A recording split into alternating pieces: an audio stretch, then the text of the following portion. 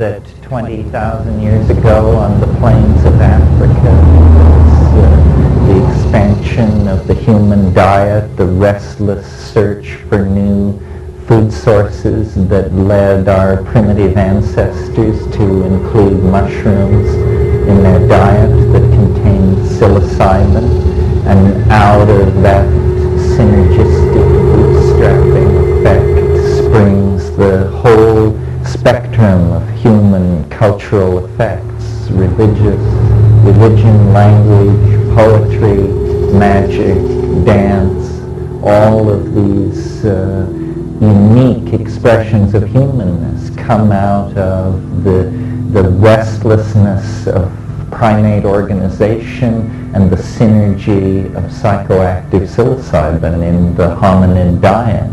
This is the real missing link. This is the real key to what the factors were that called us forth into humanness.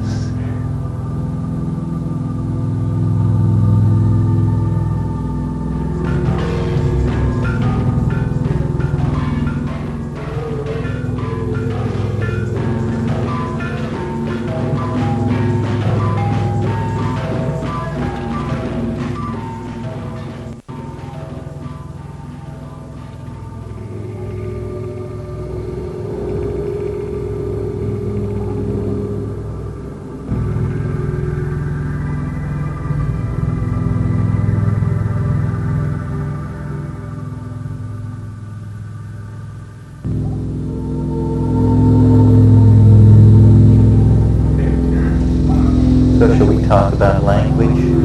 Yeah.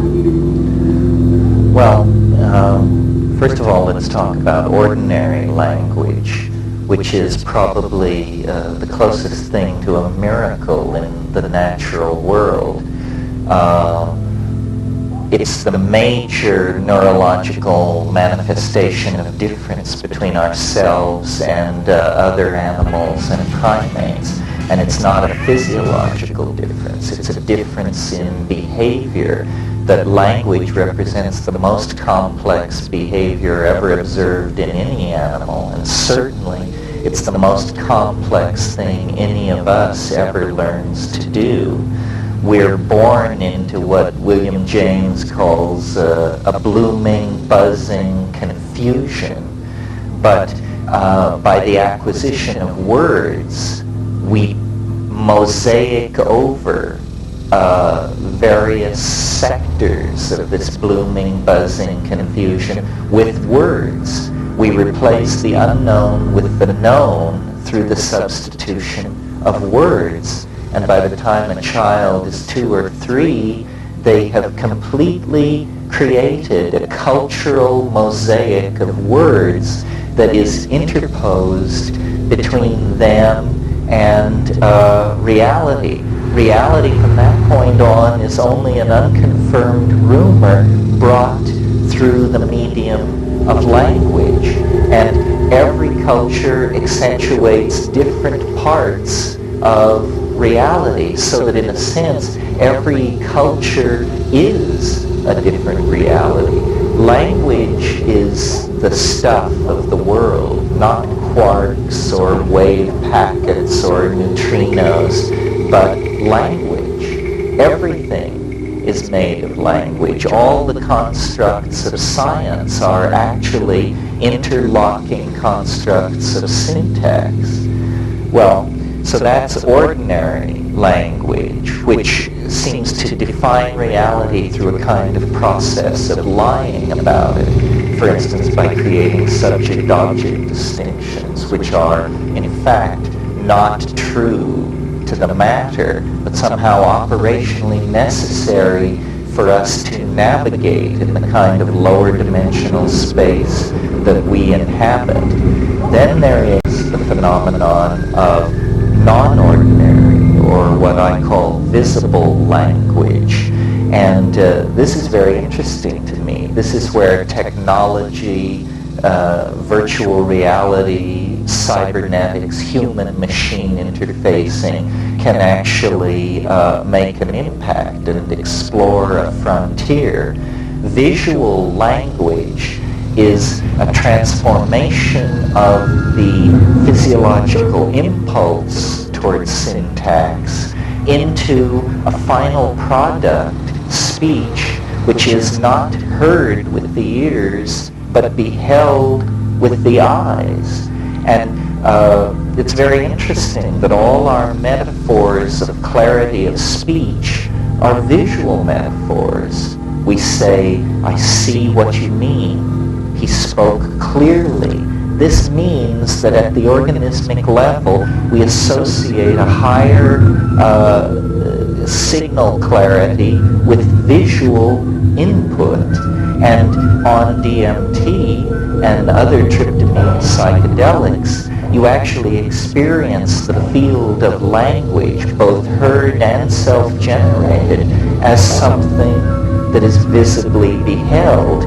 It's almost as though the project of communication becomes high-speed sculpture in a conceptual dimension made of light and intentionality. Well, this would remain a kind of esoteric performance on the part of shamans at the height of intoxication, if it were not for the fact that electronics and electronic cultural media and computers make it possible for us to actually create records of these higher linguistic modalities. In other words, it's possible to imagine a virtual reality that was driven by a speech-operated synthesizer, where the various parts of ordinary speech, adjectives, modifiers, subjects, and objects, were interpreted by the cybernetic environment as topological manifolds of various shapes, so that speech would then generate a visibly beheld topology. And it's possible to imagine a future world where, in setting up marriage contracts or negotiating corporate takeovers, in other words, in areas where communication, clear expression of intentionality was very important, that people would actually go into the virtual reality to use the virtual language, because its capacity for conveying intent would be much greater than ordinary spoken language. In other words, it's not for nothing that Plato connected up the notion of the good, the true, and ultimately the beautiful.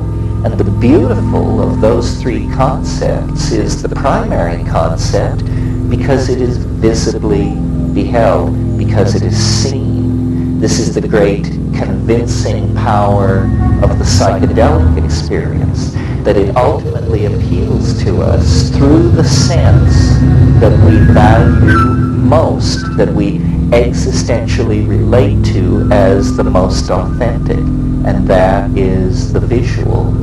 Visible language is a kind of telepathy.